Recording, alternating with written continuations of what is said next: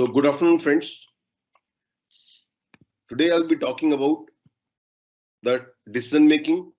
But before talking about the decision making, let me complete the topic which we left yesterday. Yesterday we were talking about environmental analysis. When I'm saying yesterday means our last class. By chance, this last class happened to be yesterday only. So in the last class, we talked about environmental analysis and we were discussing about techniques of environmental analysis. Friends, just let me recapitulate what we discussed in the previous class for 3-4 minutes, and then I'll come to the techniques part. I said, since organization operates in an environment, organization is an open and adaptive system. It means it take inputs from the environment and give back to the environment in terms of output. When I'm saying output means whatever it processes, it enhances the utility of the input which it takes and it gives back to the environment. So an effective management has to consider all the environmental factors which are there in the economy, which are there in the country, and see how they can take advantage of these environmental factors, or how best organization can adapt itself. When I'm using the word adapt means how best organization can use the environmental factors so that the overall goal of the organization is being optimized. For this very purpose, the different environmental factors which I'm just referring, which were discussed yesterday in length, and even today also I'll be referring it again and again. Economic factors, political factors, social factors, legal factors, right? Government policies, socio-cultural factors. There are different factors which we discussed in length, and even today I'll be again repeating it, right? So these are the factors which influence environment. And how you analyze these, what are the techniques of analyzing the environment? We talked about two different techniques. One is SWOT analysis, SWOT analysis, that is SWOT analysis, and the other was TOWS analysis. SWOT analysis, if you recollect, was strength, weaknesses, opportunities, and threat. That what are the strengths of the company, what are the weaknesses of the company, of your organization. When I'm using the word company, means it's your own organization. What are the opportunities that are there in your environment, and what are the threats that they are in the environment. So you analyze all these 4 factors, and on the base of that, you design your policies, you design the good management, effective management, design its policies, keeping in mind these 4 things. And in the TOWS analysis, things are more or less same. The only thing is, TOWS said that SWOT analysis does not talk about interlinkage, how these factors are interlinked with each other, and SWOT analysis first talks about the strength and the weaknesses of its own organizations, your internal strength and weaknesses, and then talks about your external factors, opportunities and threat in the environment. On the other end, TOWS analysis is just opposite of it. That is, first you analyze the outside environmental factors, right? As the word says, TOWS, it is just opposite of, if you spell it in an opposite direction, you will get the SWOT, right? So TOWS analysis says what are the threats in the environment, what are the opportunities, and keeping in mind the threats and opportunities, you consider the internal strength and weakness and make the policies accordingly. On a very similar note, today I'll be talking about your third technique of this, which you call it ETOP analysis, right? ETOP analysis, what does it mean by ETOP analysis? So now I'll be talking about this ETOP analysis. ETOP analysis means environment threat opportunities profile analysis.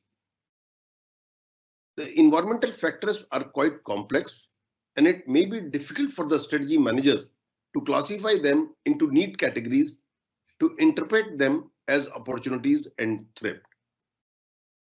Means it's difficult for the managers to analyze them and see the interlinkage. What we do in the ETOP analysis is, before discussing in detail, let me tell you first the crux part of it.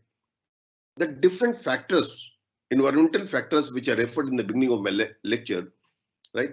All these are being written separately, means each of these factors are being noted, and what impact these factors will make on the organization, whether this factor is favorable, right?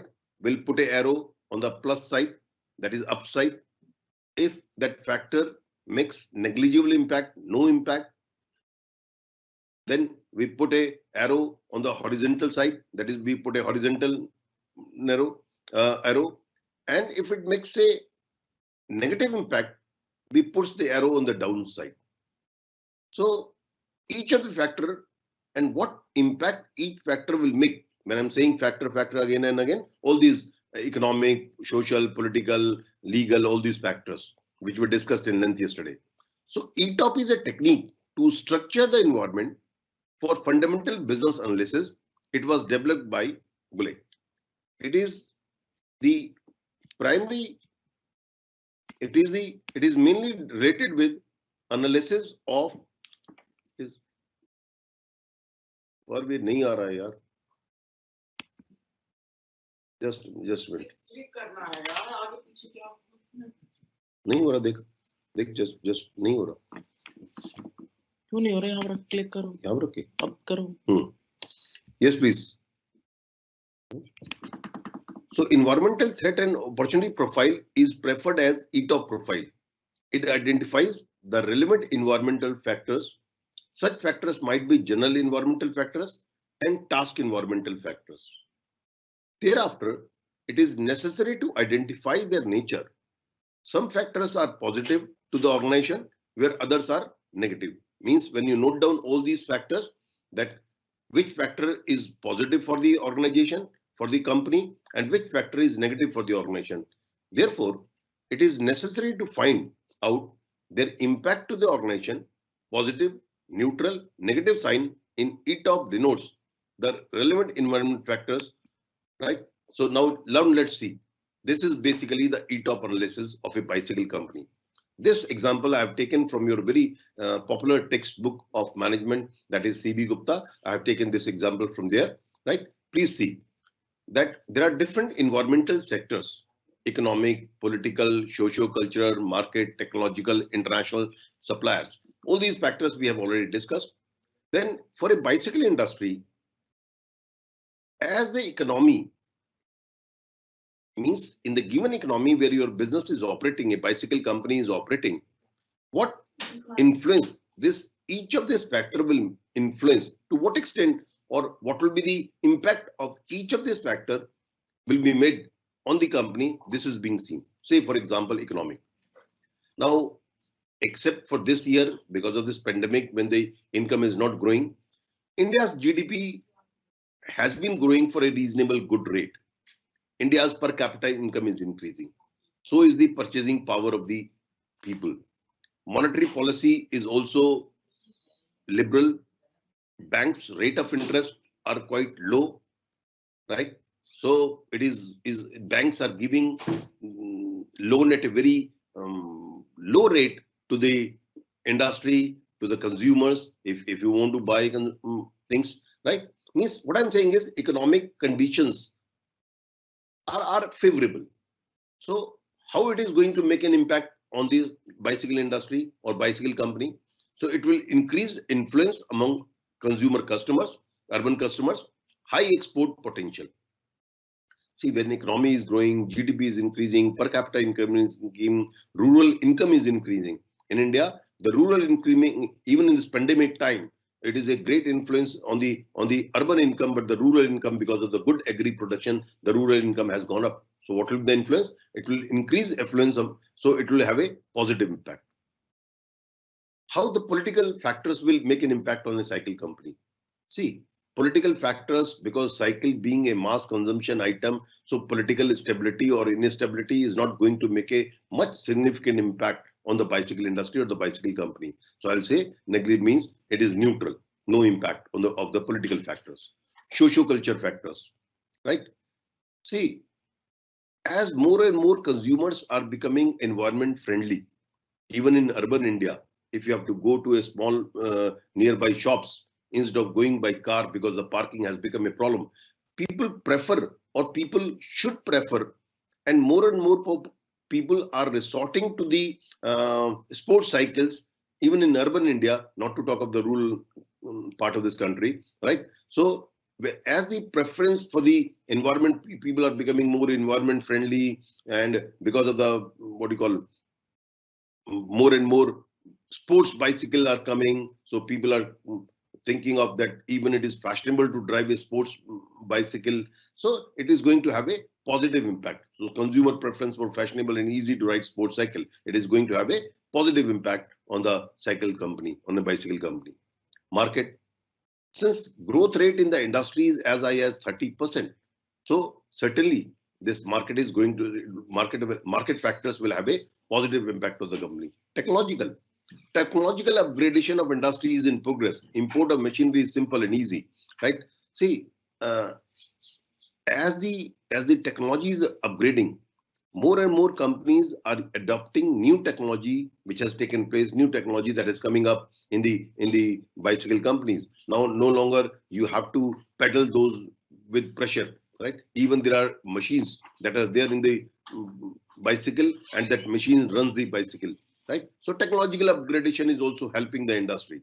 International, see, although there is a potential threat from China, so this potential threat, because Chinese bicycles are comparatively cheaper as compared to the Indian bicycle. So this potential threat, international import is being allowed at a liberal rate, suppose. So it is going to have a negative impact on the bicycle company. So what do you think? What is the impact of the international factors? It is going to have a negative impact. Suppliers, ancillary companies, right? Have are easily giving supplying air spare parts, easy availability of imported raw material. This factor is going to have a positive impact on the industry. So what you see is, what we have done in the ETOP analysis, what is this technique of analyzing the environment is that different factors which affect the company, they are being shown separately, means they are being compartmentalized, they are being sector classification is being done, and it is being analyzed that how each of this factor is going to impact the industry. So that what is the idea? Idea is so that management can make right policies keeping in mind these environmental factors. So advantage, friends, because of the scarcity of time, I'm not talking of these advantages and disadvantages, right? So now I'm coming to another technique that is called pestle analysis. See, all these techniques, whether it is SWOT analysis, whether it is Tow's analysis, whether the any of the technique which you are talking of, right? All these techniques talks about the environmental factors. The only difference is method of saying the things is different. Some people are talking in one direction, the other people are talking in some other way, but things are more or less same. That what we do in these techniques are that we analyze the different environmental factors and how these environmental factors are going to impact the company or the industry. It is being observed, it is being seen by the management, and a job of a good management is that you analyze these factors properly and take advantage of these favorable or the unfavorable factors. Unfavorable factor means try to change these unfavorable factors into favorable factors, right? Favorable factors means into the favor of the company. You design your policies so that whatever your unfavorable factors are, you cannot avoid it. But what you can do is, by good planning, you can prepare your organization to I would say fight or to see to it that these unfavorable factors, the negative impact of these unfavorable factors is being minimized, right? That is a basic analysis. So in the last technique which I'm talking about this, because two techniques I've already discussed, two, three techniques I discussed in the previous class. So in this class, the last technique which I'll be talking about this environmental analysis technique is pestle analysis, right? So pest analysis has its origin in the pest analysis, which involves identifying the political, as you're seeing P for political, E for economic, S for social culture, and T for technological, right? So this is political, economic, socio-cultural, and technological influences on an organization in the past and how they might do so in the future. That is, these four factors they have talked about, specifically pest analysis talks about these four factors: political, economic, social, cultural, and technological. How these factors have affected the company or the industry in the past and how they are going to do it in the future so that we can prepare ourselves. So the pest analysis used to provide a context for the organization's individual's role in the relation to the external environment, macro and mega environment. This is about your pest analysis, right? Most of the things I have already discussed with you. So quickly, I'll brush up that pest analysis talks about these different factors, and you see that how these factors are going to make an impact in the company. Political means current legislation, future legislation, all right, regulatory bodies and processes, government policies, government terms and changes. When I'm saying term means whether the government is stable, what is the term of the government, 5 years. See, like you might have observed over a period of time when there is a last year of the election, right?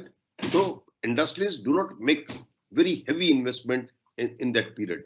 The reason being that industries think that if there is a change in the government, right, it is going to make an impact on the government policies. So it might affect their business, right? So what is the term? If there is a stable government, the government's policies are stable. Certainly, government policies are favorable to the business. They are business-friendly policies. It is going to make a positive impact on the business, and business should take advantage of these policy and regulatory framework and current and the future legislation. So recently the government of India has made changes in the labor laws. See, industry in India over a period of time has always been saying that labor laws are not very favorable for the industry. So recently the government has changed these labor laws, slightly changed the labor laws. It is going to make a positive impact. So these political factors we have to consider. Social factors, I'm not discussing in that because yesterday also we referred this. Lifestyle changes, demographic. Demographic means population, size of the population, age group, education wise, rural urban divide. These are all called demographic factors. Consumers' attitudes and opinions, right? Brand, competitive technology, image. I mean, if you have a brand loyalty, there are consumers in the world, or there are certain economies in the world where people are more and more brand conscious, right? So in those economies, in those countries, I mean, more and more branded products are being sold. Unbranded, it is difficult for the companies to sell unbranded. So competitive strength, image, consumers' buying pattern, whether they prefer to buy from near their home or whether to go to the shopping complexes, malls, and all those, right? So they buy, or whether they buy in bulk or they buy in small quantities. This buying pattern of the consumer, ethnic and religious factors. So these are all social factors. Legal factors means international law, employment law, competition laws, health and safety laws, regional legislation law. See, normally you might have heard many times that we say Indian laws are very stringent, right? Indian tax law is very cumbersome. Indian what do you call indirect taxation system is very cumbersome. So because of this, to facilitate business, to make the tax laws easy, Government of India has introduced GST, right? So one tax, one nation, you might have heard this slogan. So these factors makes a positive impact on the business. So as the laws changes, as the things changes, legal situation changes, it is certainly what impact these changes is going to make in business. This we must analyze. Economic factors, economic situation and trends, taxation to the products, market and trade cycles, specific industry factors, customers, interest and exchange rates.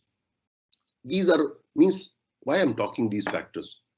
These factors makes direct impact. Like I was just referring to that interest and exchange interest. When the interest rate is low, never in the India in the recent past memories I have heard as low rate of interest as it is today in India, right?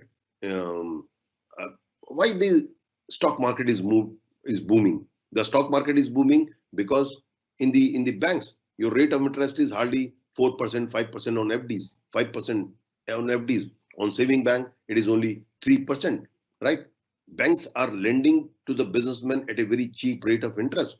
So since the rate of interest is benign, it is always a good situation for the business, right?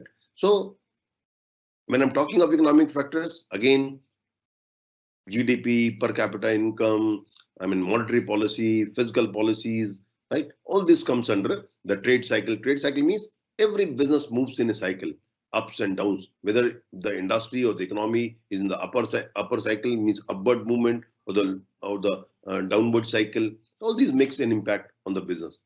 Technological factors means replacement of the technology, technical solutions, maturity of techniques, manufacturing maturity and capacity, innovation potential, technical essence, licensing patents, all these are technological factors. And lastly, environmental factors. Yeah? Means more and in the country, rather I would say throughout the world, people are becoming more and more environment conscious.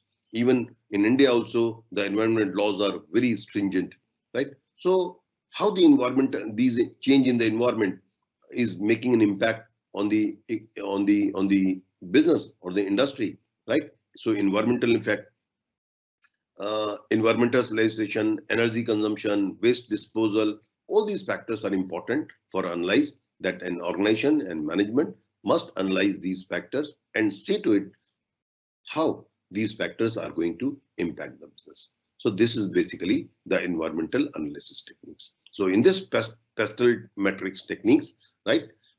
Basically, what we have done is we have outlined here the different factors and what are these different factors and how these factors are going to impact. This is the job of the management to see that how these factors are influencing the organization and how we can make good use of these changes that is taking place in the environment. So this is about, friends, about your analyzing the environmental techniques. So basically, I have talked about 4 techniques here, and there are many other techniques which I'm not discussing, right? So these are the different techniques. And if you refer to all these things, if you recollect my previous lecture, the last part of my previous lecture, and even at today also, basically what we are doing is the different environmental factors, which you can see on your screen: political, economic, social, technological, legal, environmental, how these factors makes the impact on the business. This you have to analyze, and these are the different techniques. So friends, now we are ending this chapter on analyzing the environment, and within the planning, now I am coming to the another chapter of your planning unit, that is decision making. Friends, all of us in our daily life, at every moment of your life, you take one decision or the other, whether it is business, whether it is individuals, whether the groups. Every moment you are involved in the decision making process. What is decision making? As a layman, I will say decision making means when you are confronted with various possibilities of achieving something, of achieving a goal, you have to decide that out of these various possibilities, which one suits you, which one is good for you, which one is best for you. That is what decision making is. I'll be talking this in detail, but I've just told you the broad meaning of the decision making. I'm repeating what I said. Means when you are confronted with various alternates, and out of the various alternates, you have to select one of the alternate. That is what decision making is, right? You want to achieve something, you want to get something, you want to get in go, you have a goal, and for achieving that goal, there are various options before you. Out of those various options, you have to select one. That is what decision making is all about, right? So decision making is a cognitive process that results in the selection of a course of action among several alternative scenarios. I've just talked about this. Decision making is a daily activity for any human being. When it comes to business organization, decision making is a habit and a process as well. Habit means it is on a regular basis. Every moment you take decisions. And as a process means there are certain steps, there are certain ways by which you take decision in the business. That's why we say business decision making is a process in the business. I'll be talking about this process.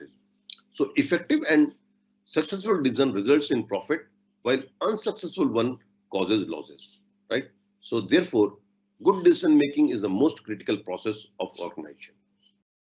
If you see the history of any company, all those companies which have taken right decision at the right point of time, they are successful companies. They grow at a faster rate.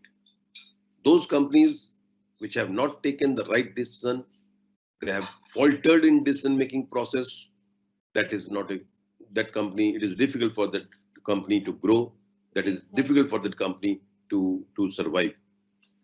See, the quality of the management, I would say, all depends on how good decisions you take. I mean, what is the difference between good management and the bad management? I'll say the difference between the good management and the bad management is that good management takes right decision at the right time, and the bad management takes wrong decision at a particular point of time. That is what wrong management is, or the bad management is, right? So what is decision making? Decisions are taken to support organizations' growth. The whole fabric of management, its day-to-day operations, is rightly built on management decisions. As per the Oxford Advanced Learners Dictionary, it is the process of deciding about something important.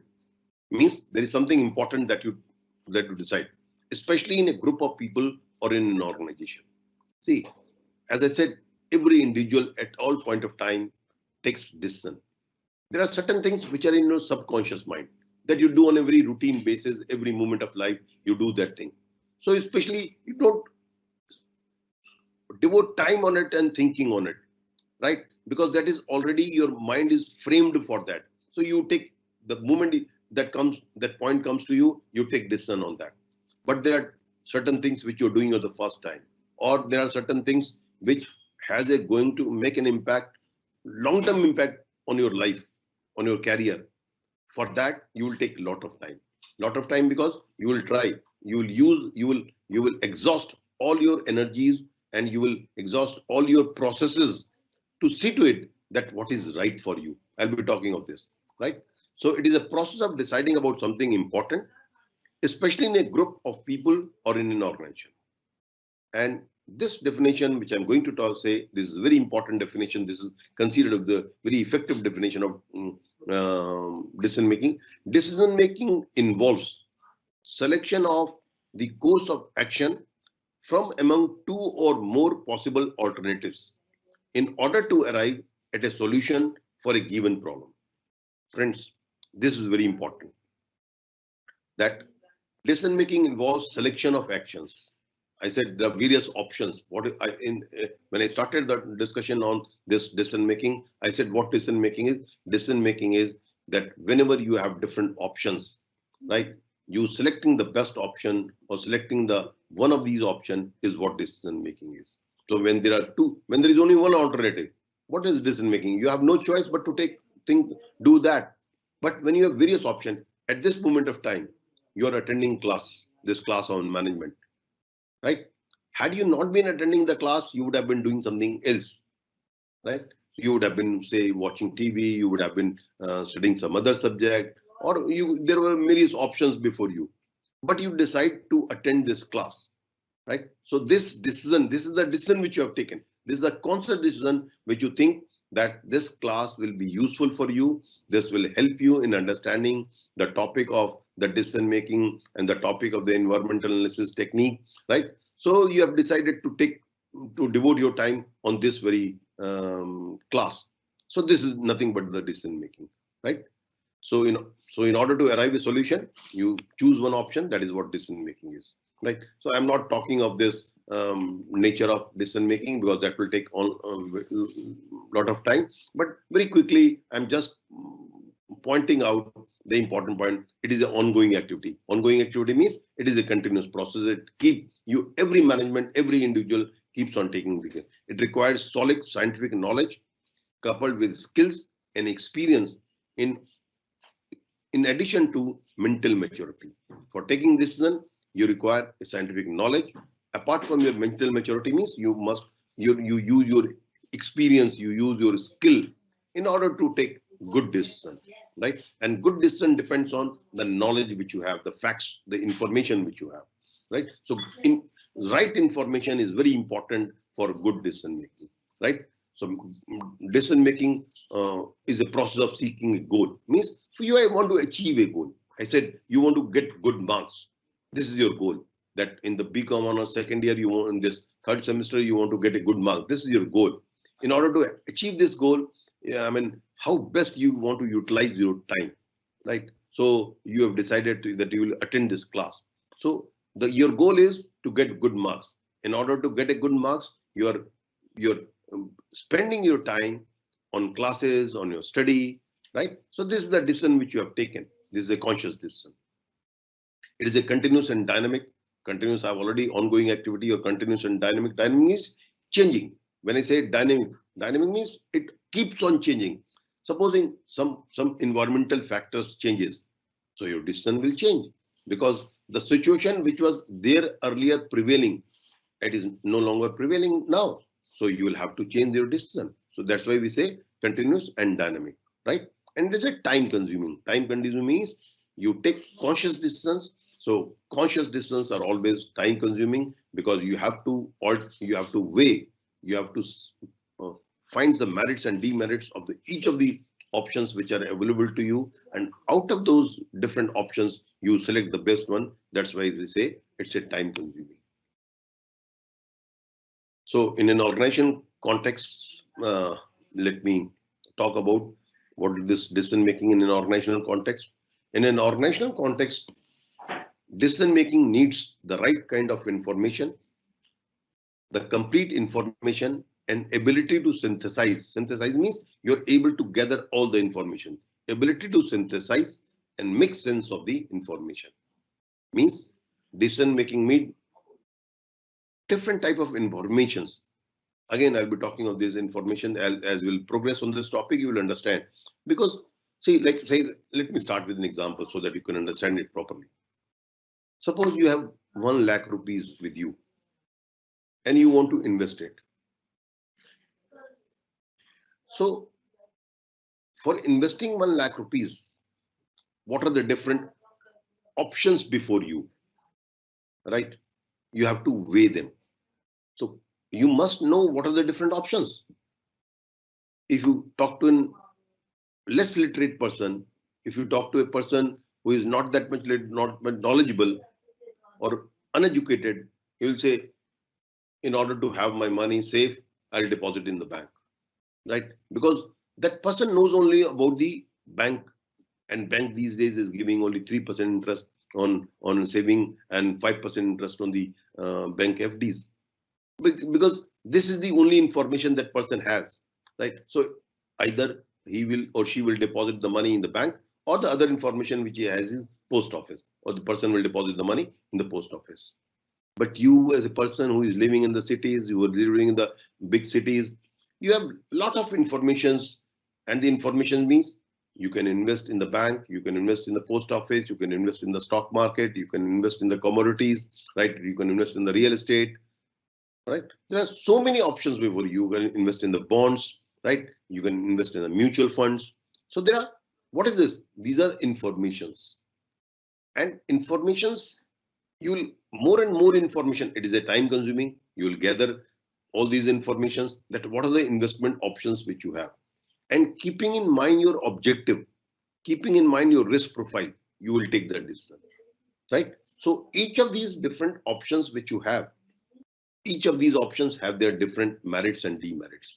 So you must gather the information, the merits and demerits of each of these investment. Like say if I talk of this example only, because this will help you in understanding the whole decision making process. I have talked about 6-7 options. Let me talk of a bigger amount. Say 10 lakh rupees or 1 crore rupees. 10 lakh rupees which you have, that first information you will gather, that what are the different options before you for investing, for investing 10 lakh rupees. What is your goal? Your goal is to get maximum return out of your investment, and your money should also be safe, right? So on the basis of safety and on the basis of the return, the objects which you have, you will analyze all these different options which I just referred to. You will analyze the merits and demerits, means choosing the various options, weighing these options, right? Weighing these options means you will see what are the merits and demerits of each of these options. Like, to just name a few, if I invest in the bank investment is the most safe investment, right? In India, fortunately, banks have never defaulted. Even if some banks have defaulted, the government of India has come to the rescue of the investors, right? So we presume the banks in India, especially the scheduled commercial banks, are quite safe in India. But the return which you get is very low, 3%. Same is the case almost with the post office. In the banks, you can withdraw the money as many number of times if you deposit the money in your saving bank as you like. But if you deposit the money in the post office, you may not be able to withdraw the money as many number of times as you like. Money is safe in the post office, in Indian post office, right? But the rate of interest is slightly higher than the post office, but sorry, bank. But the withdrawal facility is not that much easy. It is difficult to issue the checks, transfer the money as compared to the banks. If you invest money in the stock market, right? Stock market gives very high rate of return, but the risk is also very high. So you have to find out which is the optimum combination for you, right? So risk is high, but so is the return. If you invest in the bonds, right? Whether it is a government bond or is a private bonds, means debentures, you can say. In India, for government sectors, when the government issues, we call it bonds. When the companies issue, we call it debentures. So debentures gives you a fixed rate of interest, but they will not give as high a rate of interest, or as high a return as the stock market gives, right? So you have to weigh this. These are you can invest in the gold. Gold is considered to be a safe investment, but in the past there has been a period in which the gold has also fallen. You can invest in the real estate, but in the real estate, over a period of time, in a long period of time, it gives good return. But the liquidity problem, see, first of all, in a city like Delhi with 10 lakh rupees, it is difficult to find a real estate, right? Secondly, even if you find it, when you go to dispose it off, I mean, this has a cost, broker cost, stamp duty cost, and so on and so forth. And it is not easy. It is not considered a very liquid asset. The point I'm making is, when you are talking of decision making, that what I'm doing, what is my goal? My goal is to invest my money and have good return, optimum return. For getting this optimum return, I have various options, right? So all these options are being analyzed. What we are doing, I'm analyzing. When I'm saying analyzing the options, all these options which I've just talked about, we'll see the merits and demerits of each of these options. And by conscious analyzing of these options, I'll choose the best one which suits my requirement. This is what decision making is all about, right? So in an organizational context, decision making needs the right kind of information. Right kind of information means that which helps the management in taking good decisions. The complete information and ability to synthesize and make sense of the information. Even with reliable and accurate information, the decision maker ought to have good problem solving skills and astute decision making abilities to arrive at sound judgment regarding the everyday's problems and issues. Decision maker ought to have legitimacy and authority of people who he or she is deciding upon. In other words, a good decision maker succeed only when their decisions are honored, followed by the people or group that the decision impacts, right? So now I'm not talking of this decision relevance of the decision making. Means it has a great impact on the. I'm directly coming to this process. I've already explained just quickly, right? So decision making process is like a. Let me talk. These steps: identification of the purpose. I'm coming to the process of decision making. That this process is identification of the purpose of the decision. As the example which I gave of your investment of 10 lakh rupees, what is the purpose? Purpose is to invest and get optimum return, best possible return out of an investment. So what exactly is the problem?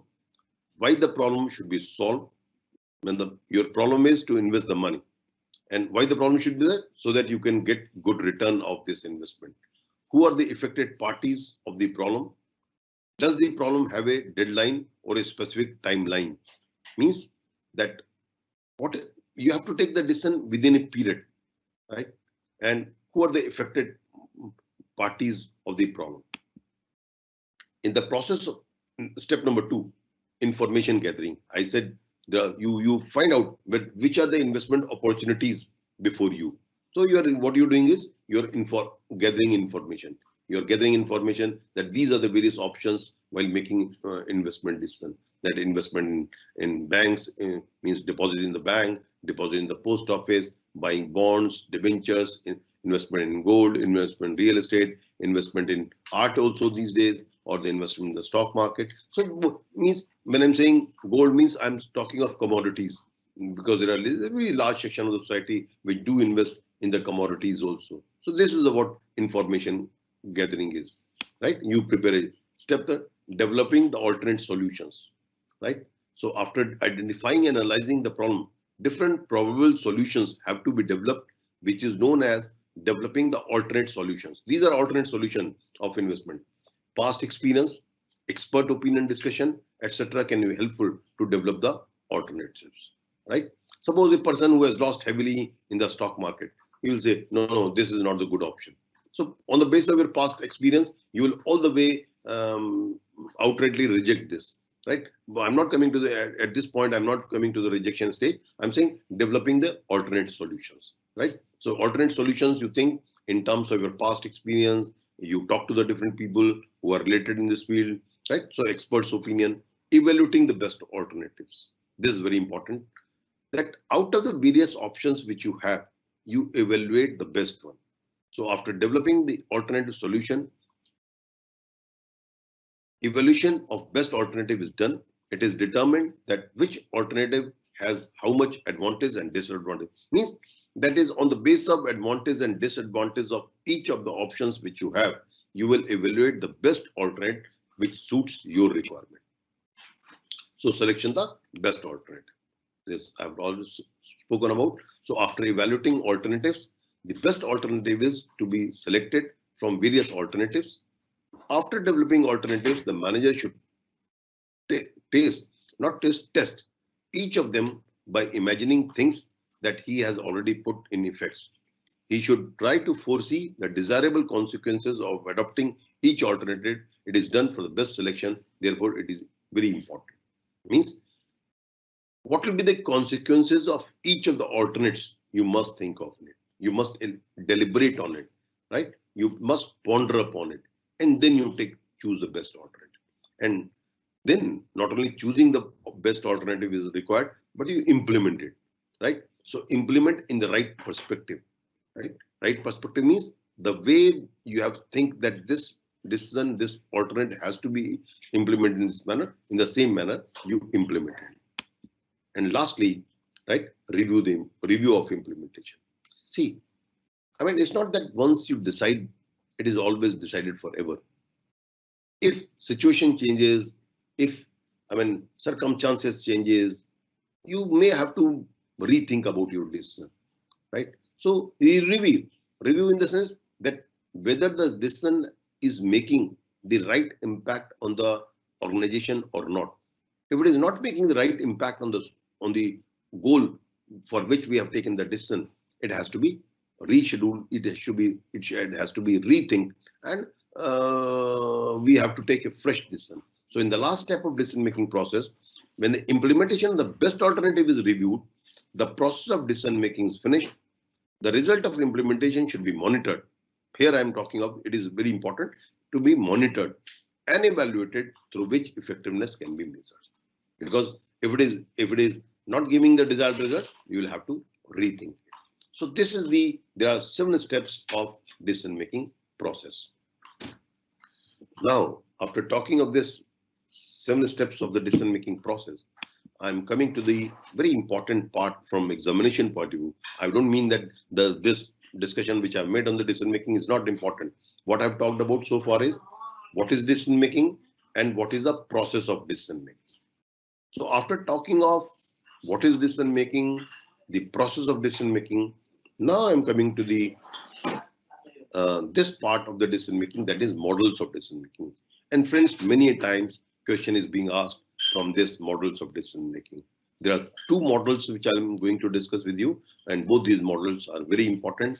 And in the exams, quite often the question is being asked, if the question is being asked from the decision-making topic, the question is being asked from this also, right? So this is also important. I'm not saying these others are important, but this is also very important part from examination point of view. So there are 2 primary models or theories for decision making: the rational model and the bounded rationality model. So these are the 2 models. One is called the rational model and the other is called bounded rationality model. In the former, decision maker attempts to optimize the decision by selecting the best possible alternate, right? I'll be discussing it in detail. In the later, rationality of individual is limited by the information they have, cognitive limitations, and time constraints. So perfect rationality. I'm first talking about this first topic of your first techniques, that is called perfect rationality. Before discussing in length, let me tell you the crux part first, so that you can understand this rationality model. What this rationality model is based on the presumptions that the decision maker always takes perfect decision. I've just talked about the steps of the decision making. There are 7 steps of the decision making process, right? And let me again remind you about the steps in brief, only shortly, and the important steps. We said you decide, you have a goal, right? For achieving that goal, you gather all the informations. So what I'm presuming in the perfectly rationality decision model is that a decision maker is able to gather all the informations that are there for taking that decision. You deliberate on it with no time constraints. You deliberate on it fully. You are presuming that you are taking a perfect decision, and by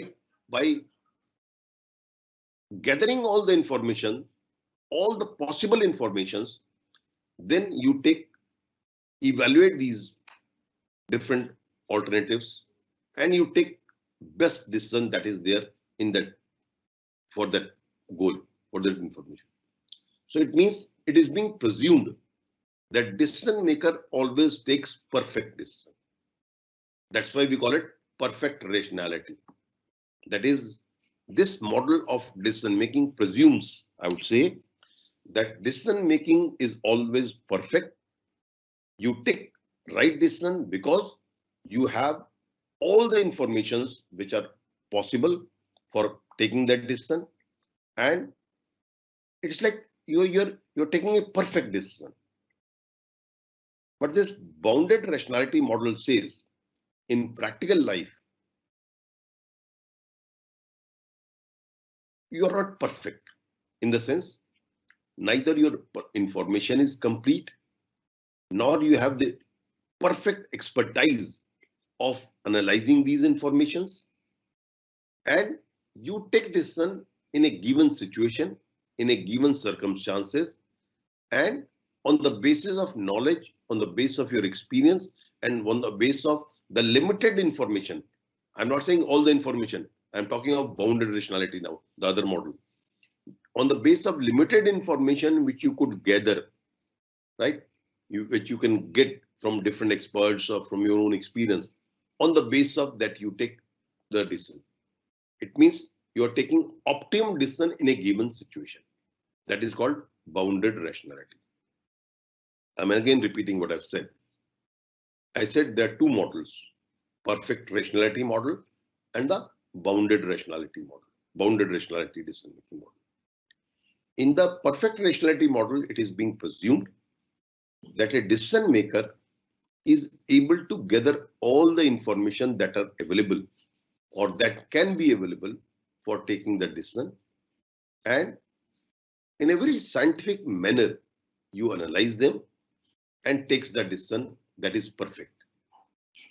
On the other hand, in the bounded rationality, it is being presumed that human beings are not perfect and the information which they could gather is also limited.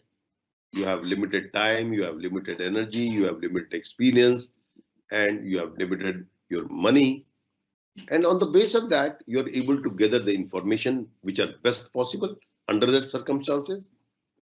And on the basis of those limited information, you take that decision, which are optimum in your situation, which are optimum in that situation. That is basically the bounded rationality. So these are the two models of the decision making. Now let me talk in detail about these models. First is perfect rationality model. So a decision strategy that is fully informed, perfectly logical, and geared towards maximum economic gain. That is, you're able to get all the informations, right, which is perfectly logical, and you take that decision which gives you the maximum economic gain, maximum profit. So rational decision making is a multi-step process of making choices between alternatives as you take in the decision making. The process of rational decision making favors logic, objectivity, means there is no element of subjectivity in decision making process. You are taking the decision on a basis of logic, not subjectivity, on the basis of objectivity, and analyze over subjectivity and insight, right? What my hunch is, मुझे क्या लगता है, मेरे हिसाब से क्या ठीक है, ये बात नहीं करनी. बात क्या करनी है कि लॉजिक क्या कहता है, ऑब्जेक्टिविटी क्या कहती है, right? So you take decision on the basis of logic and objectivity and analysis. The idea of rational choice is easy to see in economic theory. For example, most people want to get the most useful products at the lowest price. What do you want? That you want the best product you should get at the lowest possible price. Because of this, they will judge the benefits of a certain object, means how attractive the product is, right? As compared to the other objects, other products. They will then compare prices means cost. So in general, people will choose the object that provides the greatest reward at the lowest cost. So which product or service you will choose, which give you maximum benefit, and you have to spend minimum money, right? So perfect rationality assumes, as I've said in the beginning itself, an individual has full and perfect information on which a choice is based, right? Means it has perfect knowledge. It has said perfect rationality model presume that individuals have all the information, they have perfect information on the basis of which their choice is based, right?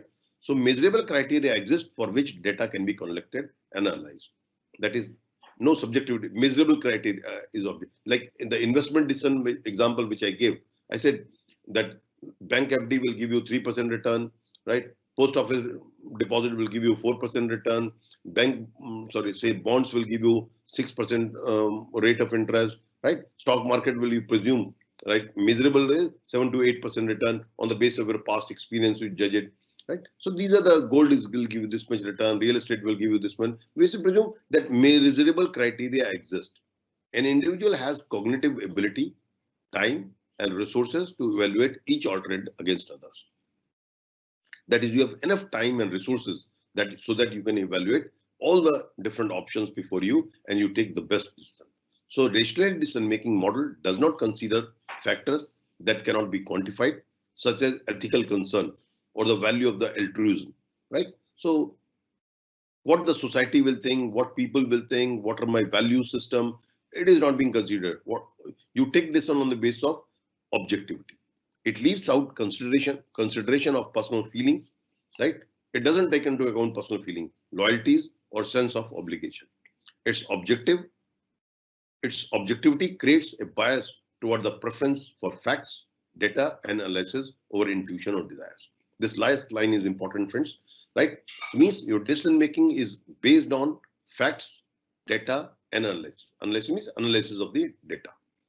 Means it does not take into account your intuitions, what you think is the right this thing, right? Or your desires. आप क्या चाहते हैं ये important नहीं है, आपका दिल क्या कहता है ये इंपॉर्टेंट नहीं है. इंपॉर्टेंट है कि फैक्ट्स क्या है, डेटा क्या है, और उसके डेटा को एनालाइज करके आप डिसीजन लेते हैं, right? So this is about your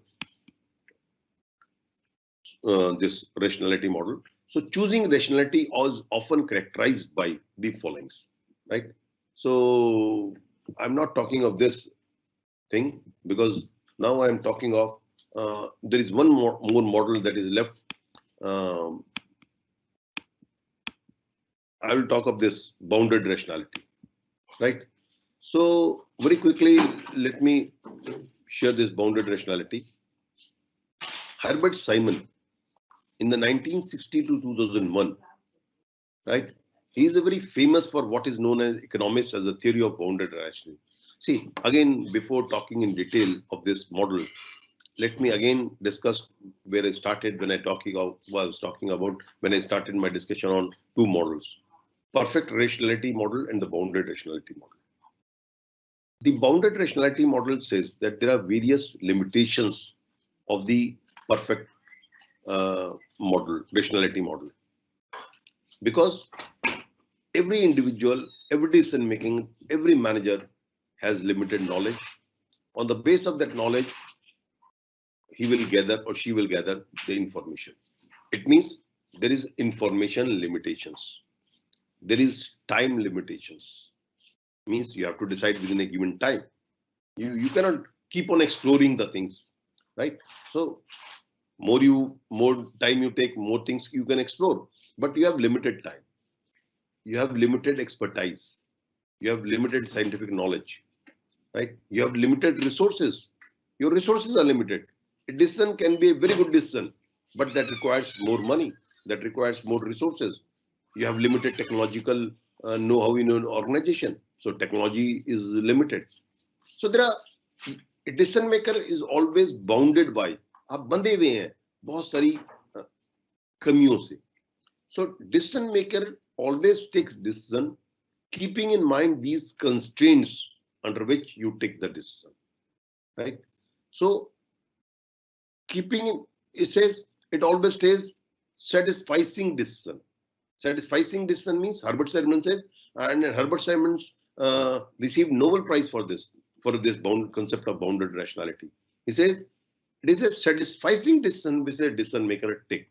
Satisfying means there are two words: satisfy and suffice.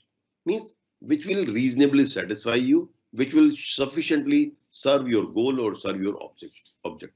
So in the practical life, decision makers takes satisfying decision. So Simon stated that individuals do not seek to maximize their benefit from a particular course of action. Not only they get access to all the information required, but even if they could, their mind would be unable to process it properly, right?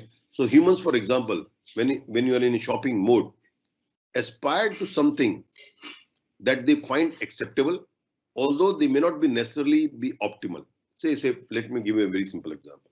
You want to buy something.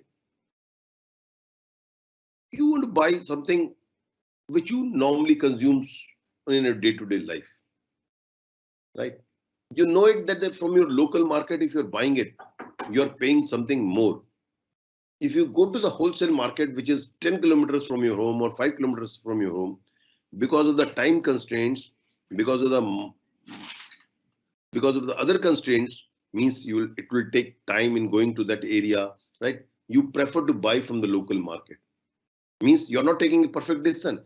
You are taking decision under the situation that you buy the things you require. The guests are with you and guests are there at your home. You want to buy some snacks for them, and so you will go immediately to the nearby shop and you will buy the snacks for the guests. So the decision which you are taking is not the optimal decision. Optimal under the given situation, it is optimal. That is, you're buying from the local market, whatever is available, right? You go to the shop and buy it, knowing but best, knowing it that you can buy this product at a cheaper rate, 3 kilometers down the line from your home, and better quality product, but you prefer to buy it because you need it quickly. The guest will not going to sit for 10 hours, 2-3 hours. Guest has come for only half an hour, 30 minutes, or to an hour, right? So you take optimal decision. So humans, for example, when in shopping mode, aspire to something that they find acceptable, although that may not be necessarily be the optimal. They look through things in sequence, and when they come across an item that meets the aspiration level, they go for it. This real world behavior is Simon called satisficing. So friends, I have talked about these two models quickly. In my next class also, I will repeat these things, right, in brief, and then I'll come to the other part of your last part, techniques of decision making. So for today, thank you very much.